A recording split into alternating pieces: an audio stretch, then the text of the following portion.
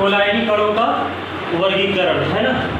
तो सबसे पहले हम लोग ये देख चुके, पढ़ चुके परिक्षिप्त परावस्था तथा परिक्षेपण माध्यम की भौतिक अवस्था पर, यानी भौतिक अवस्था यानी ठोस द्रव गैस, क्या इसमें क्या हो सकता था, परिक्षिप्त परावस्था हो सकता, ठोस सकती थी, ठोस द्रव तीनों में से कोई एक हो सकती थी। इसको उठाए ठोस द्रव तीनों में से कोई एक, यानी कुल मिला रहे कुल 9 मिश्रण बन रहा है, जिसमें से गैस क्या होगा आपका, गैस आपका होगा समांगी मिश्रण। जब समांगी हो जाएगा तो आपका वास्तविक पीरियड, इसलिए ये आपका क्लोराइड गैस नहीं बनाएगा, इस वजह से वो आपका आठवीं प्रकार का होगा।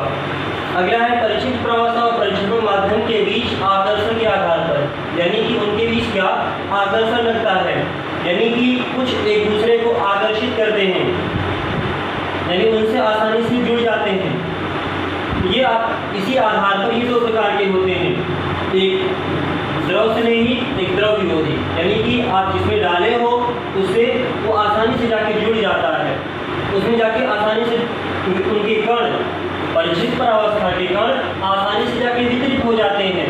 तो आपका हो जाएगा, अगर आसानी से वितरित होती, जैसे ही डाले या तुरंत या हिलाने पर आसानी से ये सरलता से अगर इनके कण वितरित हो जाते हैं परिक्षेपण माध्यम में, तो आपका होगा द्रव स्नेही। लेकिन वही चीज अगर आप डालते हो वो असरलता से नहीं टूटते, तो आपका क्या होगा, परिक्षेपण आपका होगा विरोधी, द्रव विरोधी या द्रव विरागी।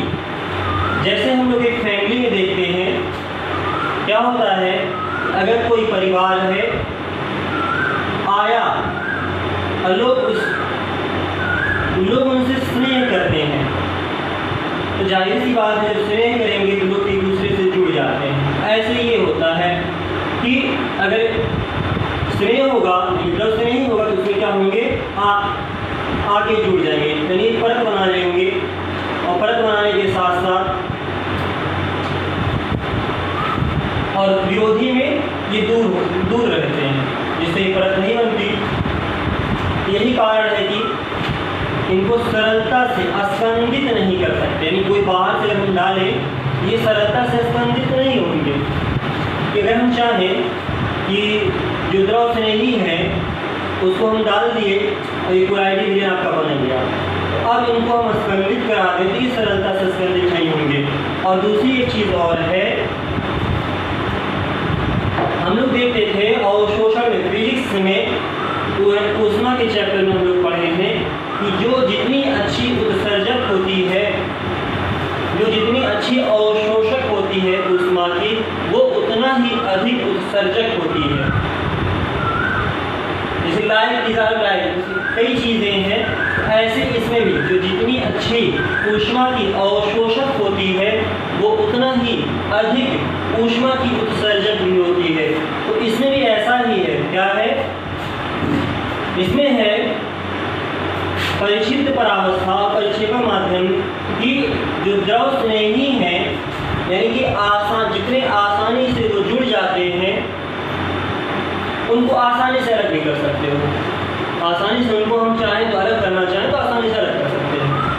लेकिन जो परिक्षेपण माध्यम है, कि जो आपका द्रव विरोधी है, आपने जबरदस्ती उसके साथ किया और जबरदस्ती करने के बाद आपका कोई बना, क्या बना, क्लोराइड, यानी वो उसमें जाके मिक्स हुआ, वितरित हुआ। अब आप, यानी कि बहुत कठिनाई से हुआ है, तो जितनी कठिनाई से ये आपका इसमें जाके वितरित हुआ है इनके कण, परिक्षिप्त परावस्था के कण, अब उतने ही जटिल विधियों द्वारा हम कह सकते हैं वो अलग होंगे। तो जो जितने आसानी से प्राप्त किया जाता है उतनी आसानी से अलग हो जाएगा, और जो जितनी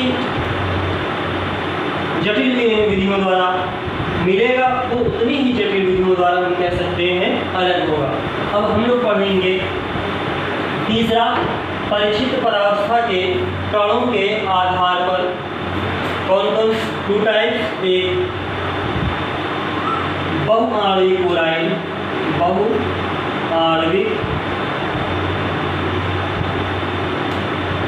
आणविक क्लोराइड, और नंबर 2 बृहत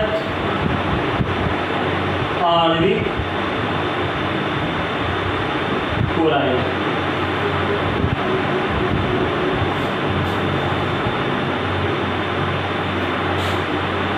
मल्टी मॉलिक्यूलर क्लोराइड, ये है micro molecular chloride.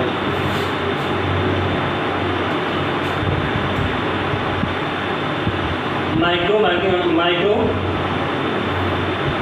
Molecular chloride. तो आप खड़ी डालोगे बहुआणविक क्लोराइड।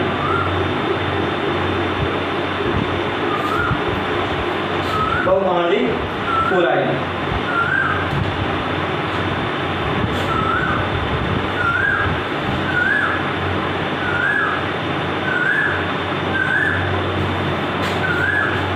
वे क्लोराइड, वे पदार्थ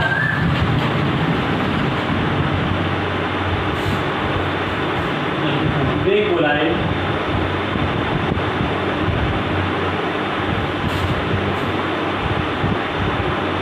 जिनमें परिचित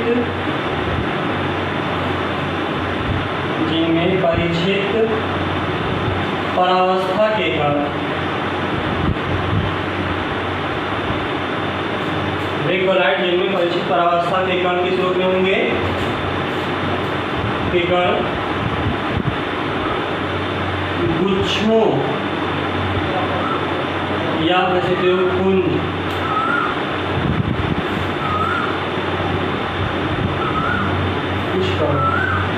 वे क्लोराइड जिनमें परिचित परावस्था के कुछ कण